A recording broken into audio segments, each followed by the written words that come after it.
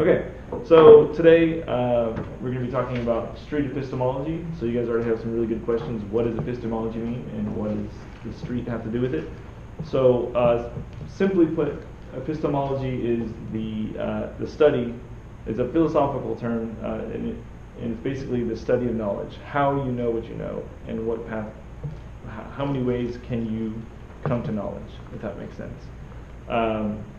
So the street part of it is basically taking that to the street, talking to everyday people. It doesn't actually literally have to be on a street. It doesn't have to be in public necessarily.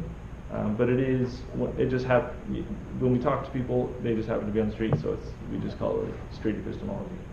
So about 2 years ago, I watched a video from a gentleman called, or named Anthony Magnabosco, and he was doing street epistemology, and he was pretty much the first person to try this out, and I just got pretty much hooked on watching these videos and learning the method, and I want to say after about 3 or 4 months of watching it, I decided that I was going to do it, and I made a New Year's resolution to get some equipment to start recording. So my wife gave me the pass on buying that $200 GoPro, and so I got all my equipment and headed out to the park where I do short conversations with just random people. So let's get a little bit into how it all works. So yeah, my name is Edward Tracy. I'm a husband and father of 2 girls, a 5-year-old and a 3-year-old. I'm fairly new to the SE community. I would say within the last year I've gotten a little more involved. And I run a YouTube channel called Disccusions. So I have cards over there if you guys want to look that up. So when it comes to beliefs, we tend to only have one way of discussing disagreements about beliefs, and that's debate or arguing or ridicule. And this may be effective on a large scale when we're having presidential debates or anything that has to do with the social realm of things. It seems pretty effective when people are watching the debate, it can change people's minds in that sense. But what it doesn't do is work on the micro level, where you're talking to someone on one-on-one. If you debate someone one-on-one, it tends to not have much of effect. Even if you guys argue for 2 hours, no one generally leaves and changes their mind. And no one usually has a better understanding of the other side's position because it gets too heated. And there's something called the backfire effect. Has anyone ever heard of the backfire effect? Okay. So the backfire effect is something that's actually relatively new. They're studying it. They're working out how big of an effect it does have, but the backfire effect is when your deepest convictions are challenged by contradictory evidence, and your beliefs remains or gets stronger. So you can see this in street preaching. You can see this in all sorts of family disputes or public debates. When you say backfire, is that when you begin to modify your beliefs, or is backfire when you cling to your belief all the harder? Cling to the belief. So basically it's called the backfire effect because when you are trying to change someone's mind or educate someone on something and it's challenging their deeply held belief, it has a backfire effect. Yeah, but when you say backfire, are you referring to the ones that believe it all the harder or the ones that loosen their beliefs? Believe all the harder. Okay, that's so backfire means that you're trying to convince them of something and it has the opposite effect. Correct. And basically a way to describe it is they dig their heels in the ground and they believe what they originally believed even more, despite contradictory evidence. So Street epistemology is an attempt to not trigger the backfire effect. Let's go into what street epistemology is. So street epistemology is a Socratic dialogue that identifies the reliability of the methods used to form deeply held beliefs in a respectful manner. So if it's not respectful, it's not street epistemology. If it's focusing on a conclusion and arguing a conclusion, it is not street epistemology. Street epistemology is about trying to have a respectful conversation with someone where you ask questions and you get to the reliability of their methods in which they reached their conclusion. So a lot of times, the way people form beliefs is you have the person, the way they figured out, the way they came to a belief, and then their conclusion based off of that method they used. And a lot of times it feels like that conclusion is right next to the person, and the method's kind of on the outside, when in reality it's the person used the method to reach a belief. So people use conclusions to the point where they are they cannot identify themselves without it. So it's part of their identity, their conclusion. And so when you attack their conclusion or otherwise, debate them on that, it does feel like a personal attack, even though you're just trying to stick to a subject. So street epistemology doesn't even actually attack or anything like that about a conclusion. It more examines the method they came to using to arrive at that conclusion. If that makes sense. All right. So what is the aim of street epistemology? The aim is to help people re-examine the processes used to come to knowledge, become more reflective, and break through dogmatism. So our goal isn't to reach a particular conclusion. Our goal isn't to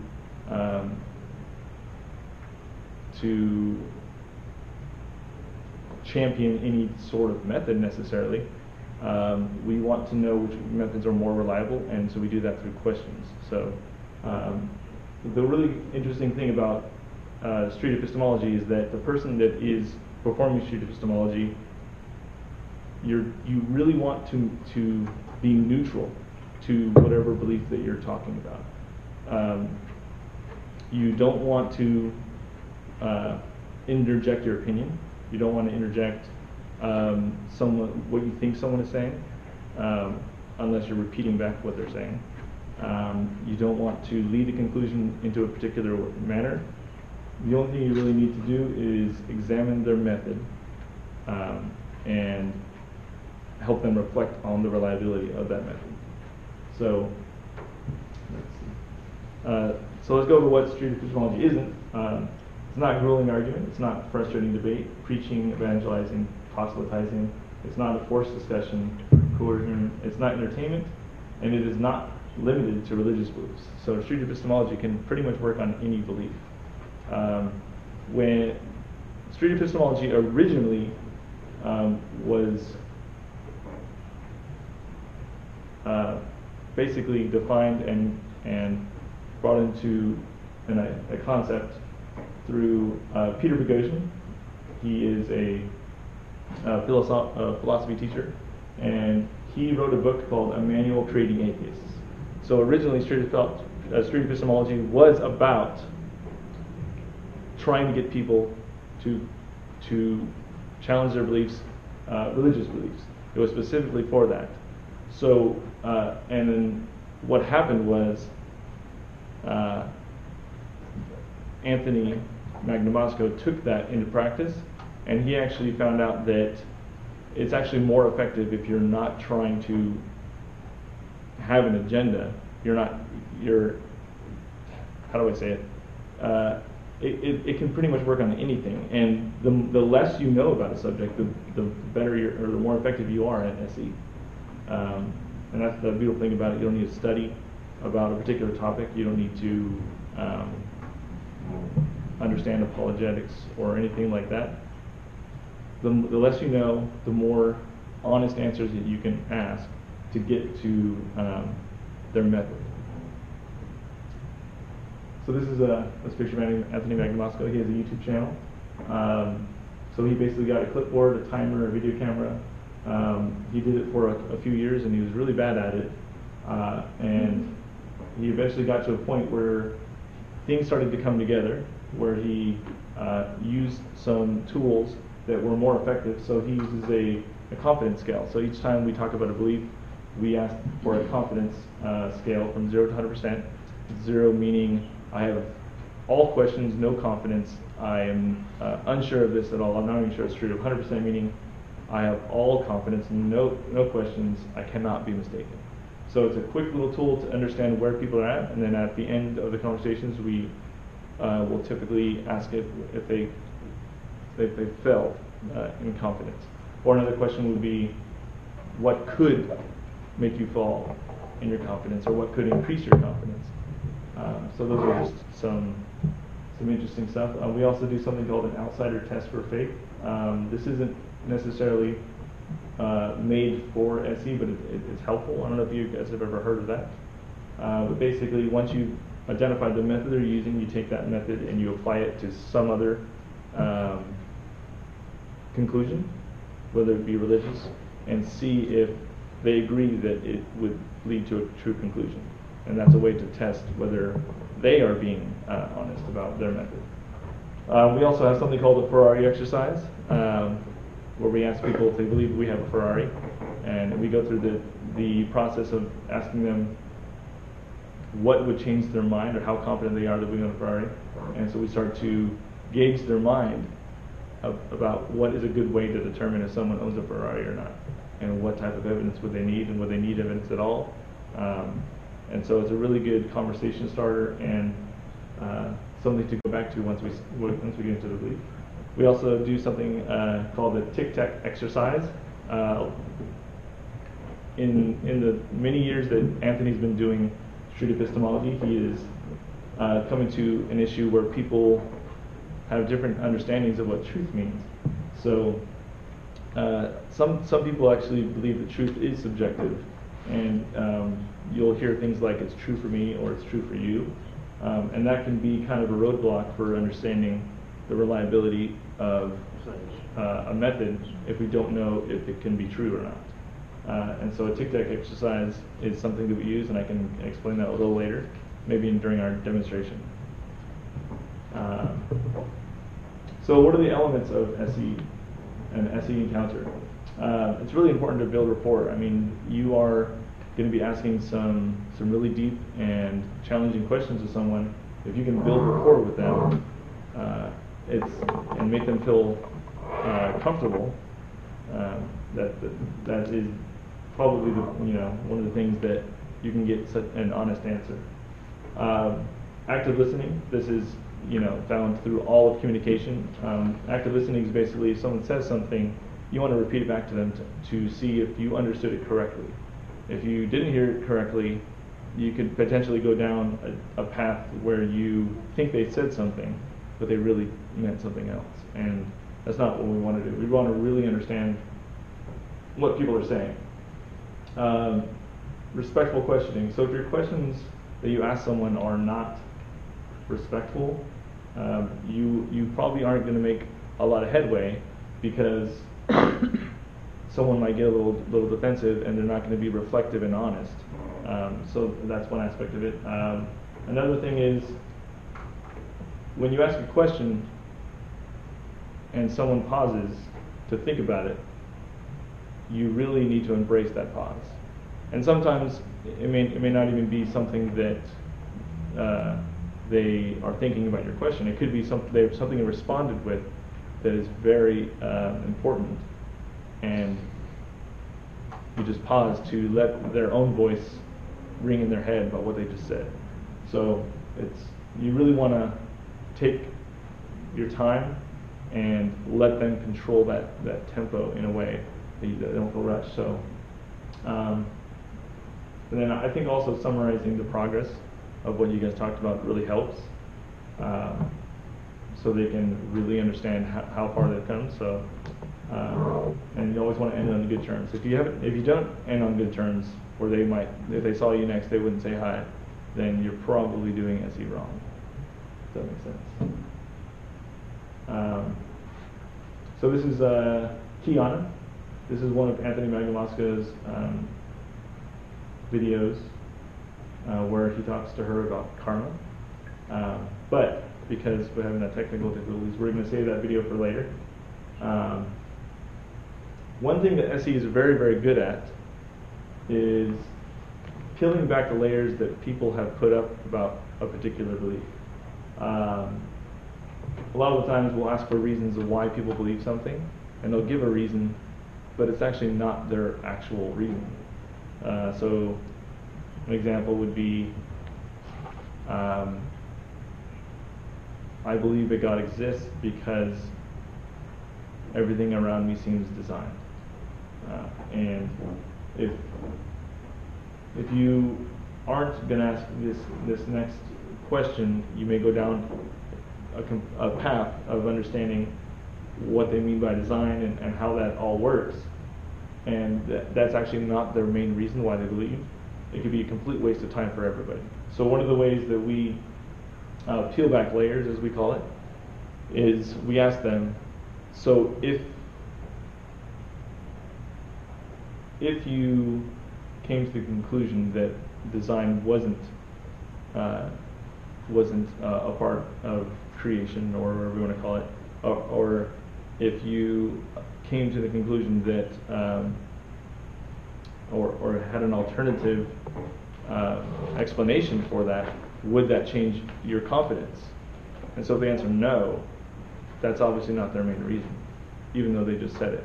So a good analogy is if a chef cooks me jambalaya and he tells me it's very spicy, and I ask him, well, what in it makes it spicy? And so let's say, well, it's the bell peppers and onions in there that make it spicy. And so the question I would ask is, if I took those bell peppers and onions out, would that make it less spicy? If the answer is no, then that's obviously not the reason why it's spicy, if that makes sense. So you want to get to the real reason why someone believes, and you want to peel back all the layers and quickly get to the foundation, is what we call it. So we always want to focus on the reliability of the method. There's a lot of determinants that people will give, but we always want to go back to the method. So a typical example of what could deter a conversation is if they started contemplating if their conclusion wasn't actually true and what impact that would have, and that might be favorable or not favorable. We always want to bring it back to the method, because ultimately the method determines the conclusion. So you definitely don't want to go after what's called red meat. So red meat is basically someone says something so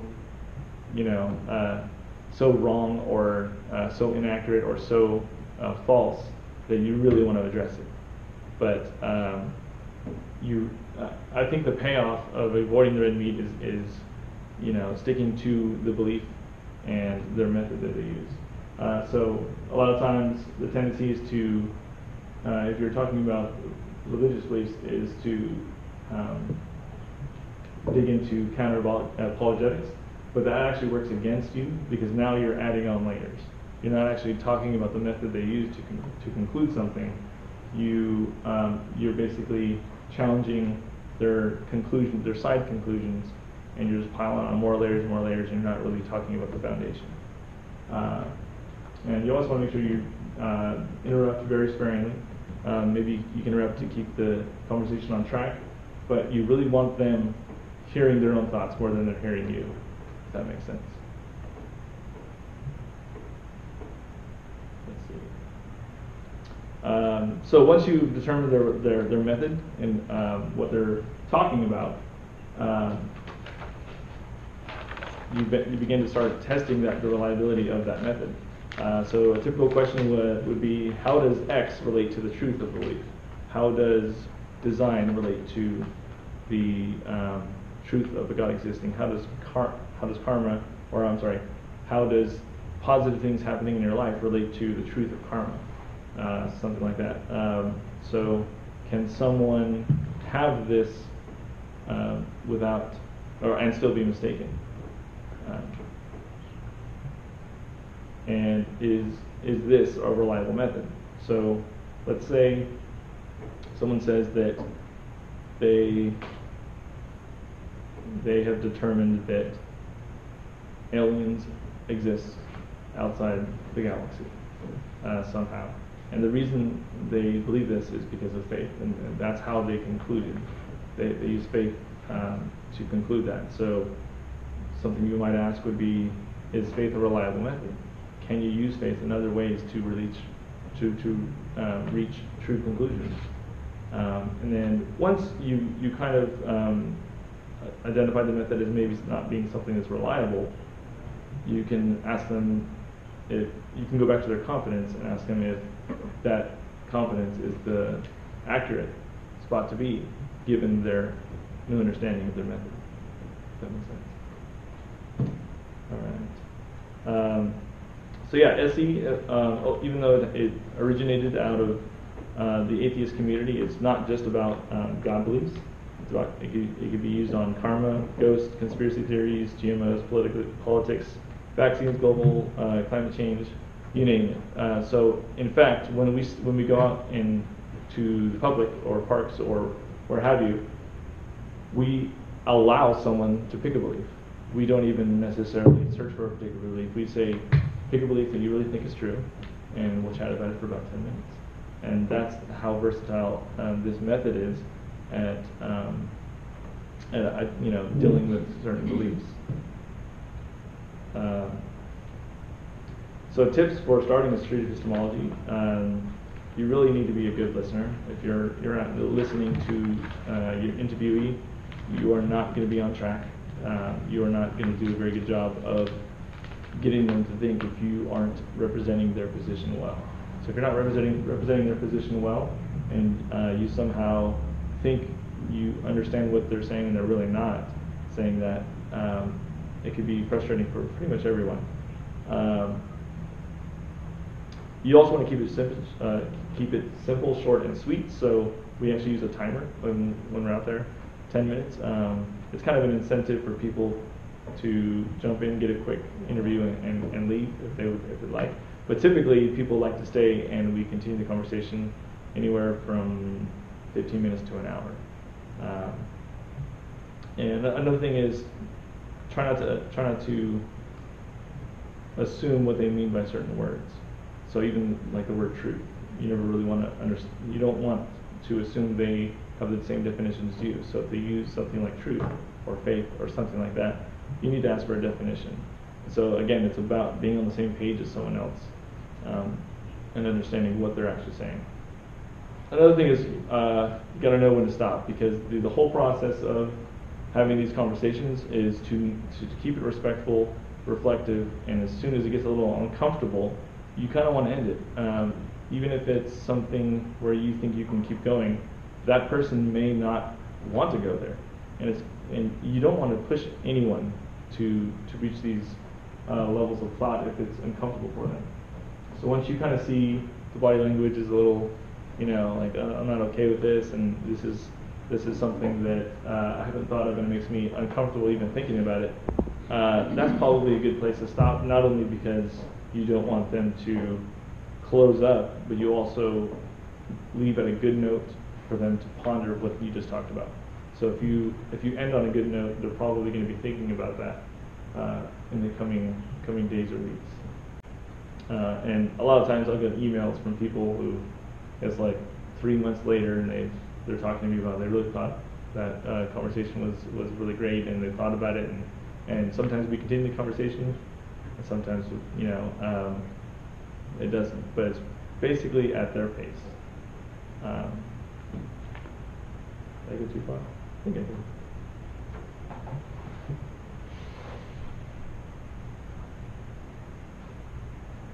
So yeah, these are some of the things we're going to talk about.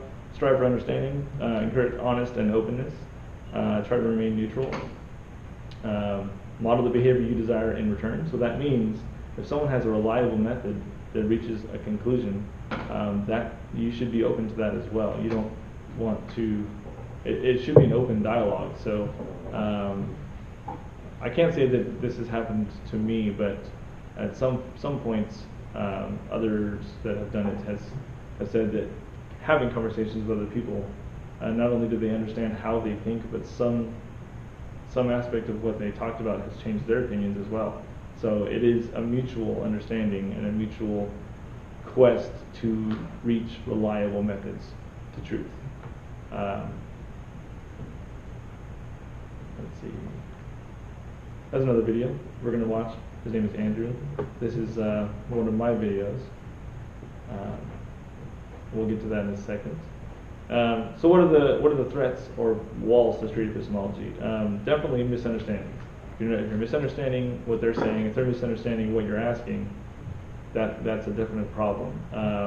Taking the red meat, definitely don't want to sidetrack with that.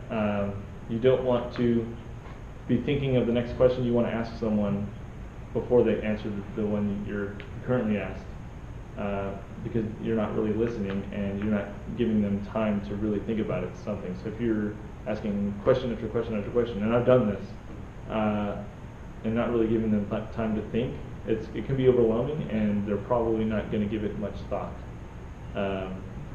You don't want to lead the conversation to a particular conclusion, or if you've had these conversations and you think this is where the conversation is going, you kind of have that tendency to lead the conversation, but you need to really resist and allow them to pave that way, because it's really you're inspecting their methodology, and if you assume where it's going to go, you could potentially derail the conversation into something they're not actually following you on. Another thing is, if someone is dishonest or defensive, even though they really, really want to have the conversation with you, but they're actually not open and they're not being honest, you'll see this in apologists or pastors. I interviewed a local pastor here, and he was very willing, but I wouldn't say he was necessarily being completely honest, because there are some things at stake. You know, if he answered a certain question honestly, then that could have, affected his livelihood, and he knew that I was going to be posting this up on YouTube. And if you're in a situation where someone is being defensive or dishonest, SE does not work. So it only works if it's a willing and open conversation. All right, quiz time. So,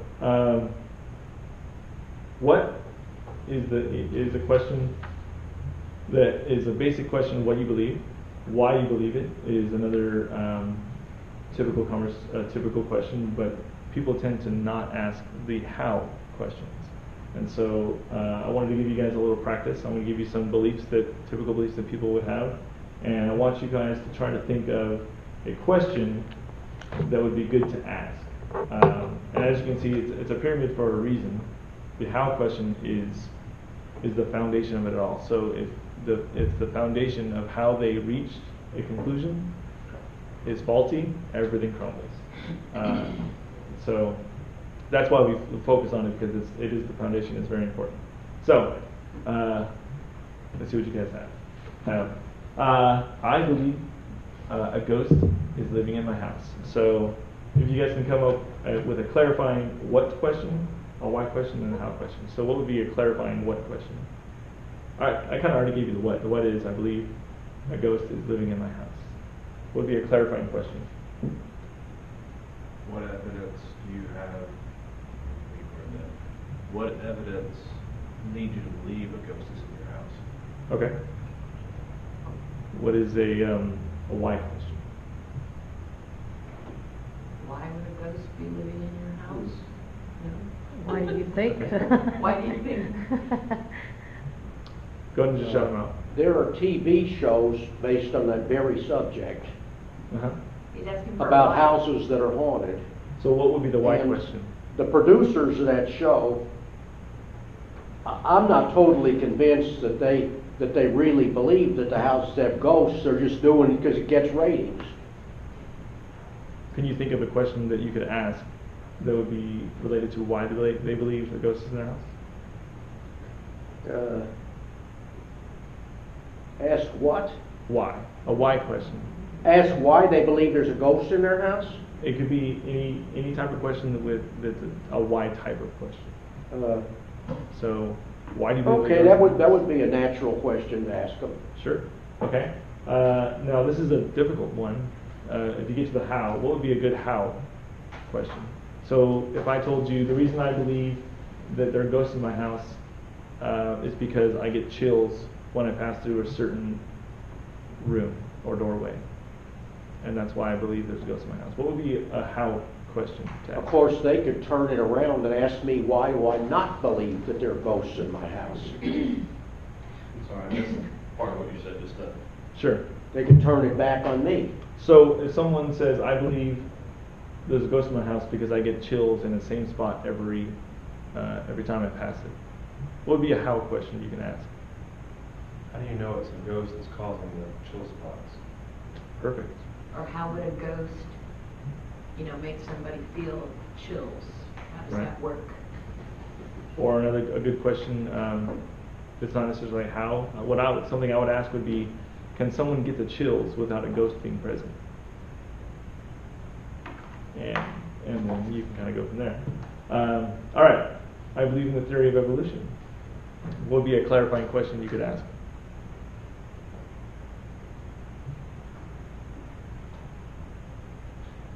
So you believe that human beings have evolved over a very long period of time from lesser species or lower levels of Right. Yeah. So clarify, you're on the same page with evolution. So you could say something like, what do you mean by evolution? Are you talking about, Homo sapiens, evolving into, coming from monkeys? Or are you talking about the cosmos and the planet formations? People use evolution in a way that isn't always accurate. So they would say cosmic evolution or something like that. Go ahead. So this one, I see there could be, just because conversations that teach them great science, so evolution comes up in my peaks. Mm-hmm. And I've had kids that are very religious backgrounds who are good with evolution because in religious circles, they've broken it down. We believe in microevolution, but not macroevolution. Yeah, so you need to clarify that. What do you mean by evolution? Do you mean the origins of all life, or the specific type of creatures that change or adapt? That'd be a good clarifying question. So, someone says, I believe the theory of evolution to be, or because the fossil record, what would be a how question? How do we know that the fossil record is accurate, not incomplete? Good one, yeah. Anyone else got a how question? No? Maybe how does the fossil record relate to whether evolution is true? That'd be a good one. I happen to believe in the theory of evolution, but what is the question that's being asked of me? Why I believe in it? So we are actually asking you, what I'm challenging you with is coming up with questions to ask someone that does believe in the theory of evolution. And I want you to ask questions to understand their method, how they concluded it. Like if you were performing street epistemology with someone on the street and they said, I believe in the theory of evolution, what is a how question that you can ask to get to the bottom of how they know that's true? Well, if we're atheists, why would we be wanting to talk them out of it, believing in evolution? Most of us do too. So would you want someone to have reliable methods or unreliable methods to reach Have a truth? what? Reliable methods or unreliable methods to reach truth? Well, of course, I would prefer a reliable message, but there are certain people with certain beliefs that I take it as a given that anything they tell me is not going to be reliable. So if someone told you they believe in the theory of evolution because that's what their teacher taught them and their teacher's always right, would that be a good, reliable method to reach conclusions? Or would you want to correct that? Well, that's the answer I would give someone else if someone asked me. So I guess my point is, even though someone might have the correct conclusion or the most accurate conclusion, they may have a method that is completely faulty, and if they have that method in reaching other conclusions, it's going to reach to incorrect conclusions, even if the one they have is correct. So I believe this because that's the way I was raised. If they believe evolution is true because that's the way they were raised, and they think that's a reliable way to come to truth, they could use that method in other aspects to come to different conclusions that are incorrect. So you're not trying to talk them out of it, you're just trying to understand what they base their belief on. Yes. Is that it? Right. And so I think it's much more effective to address the method they use, because if they understand their method is faulty, they can find better methods, and that could potentially not only change one conclusion but many conclusions, and they could end up having more true beliefs across the board. What you're trying to do, Mike, is get them to reflect on how they got to their opinion and belief they have now, if I'm understanding correctly. You're Right. trying to get them to actually, in education, we're encouraged to reflect on our day. How did the lesson go? How was this effective? Was this effective? Why did little Johnny get up out of his seat? Was there something there that I could have done different? We're encouraged to daily reflect on that. What he's saying to do is get someone to reflect in the same way on how they came of a certain belief. You just want them to think about it. Right. That's basically it. And you'll find that even though someone might be very attached to a particular conclusion, if you concentrate on the method, they aren't as defensive, and they have a better ability to have some reflection and really think about that. If that makes sense. I say that a lot. If that makes sense. All right, we got a couple more. We'll try to get through them and then get to these videos. I believe everything happens for a reason. Would be a clarifying question. What kind of things do you think you have? Are you talking about, and what kind of reason? I guess I would kind of clarify. Okay. What is everything and what is reason for what?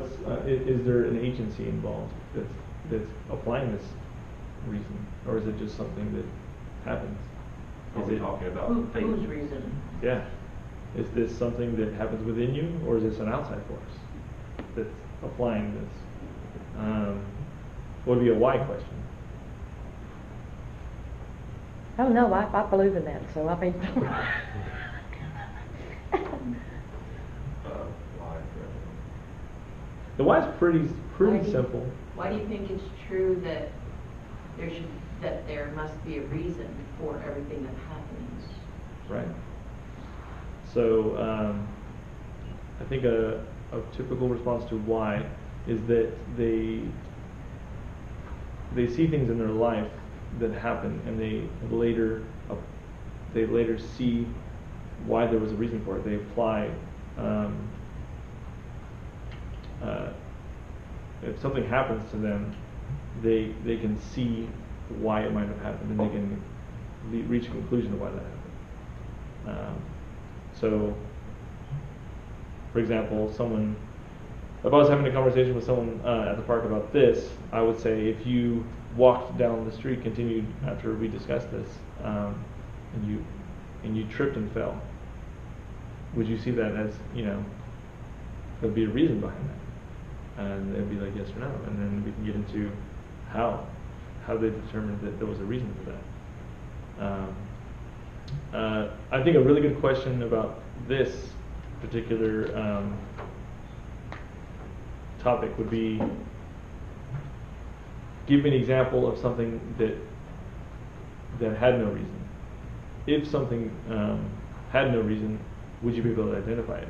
Like coincidence. What does a coincidence look like? And give some examples to deconfirm the belief. So another part of street epistemology is we try to promote the idea of falsification. So if you can't falsify a claim, then you probably shouldn't be highly confident in that claim. So a question would be, what could you experience or see that would indicate to you that there wasn't a reason for that? Or if everything happens for a reason and suddenly stopped and there was no reason or control, what would change? Or if you were in a world with everything was random and there wasn't a reason, what would you look for? Chaos. Yeah. So you start thinking about that.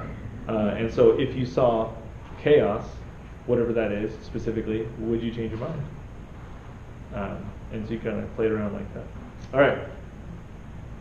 Really, karma is real and happening. We'll go ahead and just skip that one. Okay. So Street Epistemology is relatively young, but it is growing. There's talks online, podcasts, blogs. There's the Street Epistemology website. There's a podcast called Epistemic, which Anthony and a few other guys that I know talk about things that's going on in the community. I've been on there once. There's also a lot of activity on public Facebook pages. If you just search for Street Epistemology and you're wondering what would be a good question to ask someone, there's a lot of people that can reply and help you out with it. This is my contact information. There's my card over here, but if you guys want to write it down there as well, deepdiscussionswithEddie@gmail.com. I have a Twitter, I have a Facebook, and I have a YouTube. And I just realized that's cutting off my Facebook. But yeah, pretty easy to contact me. Okay, so do you guys want to see some demonstrations?